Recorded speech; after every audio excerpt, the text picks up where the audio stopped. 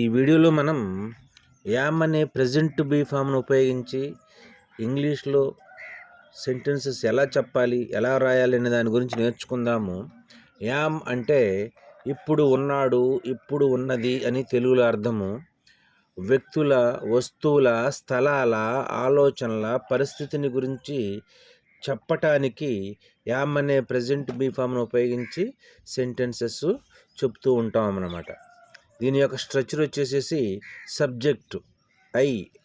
ఇక్కడ ఈ వీడియోలో మనం సబ్జెక్టుగా ఐ వచ్చినప్పుడు సెంటెన్సెస్ ఎలా చెప్పాలి అనే దాని గురించే నేర్చుకుంటున్నాము. Plus present be form am plus noun. దీని యొక్క స్ట్రక్చర్ ఈ విధంగా ఉంటుంది. కొన్ని ఎగ్జాంపుల్స్ని చూద్దాము. బి అంటే ఉండుట అని అర్థము. ఐ యామ్ ఏ టీచర్, నేను ఒక ఉపాధ్యాయుడిని అయి ఉన్నాను. ఐ యామ్ ఏ స్టూడెంట్, నేను ఒక విద్యార్థిని. ఐ యామ్ ఏ సింగర్, నేను ఒక గాయకుడిని. ఐ యామ్ ఏ డాక్టర్, నేను ఒక వైద్యుడిని. ఐ యామ్ రవి, నేను రవిని. ఐ యామ్ సునీత, నేను సునీతని.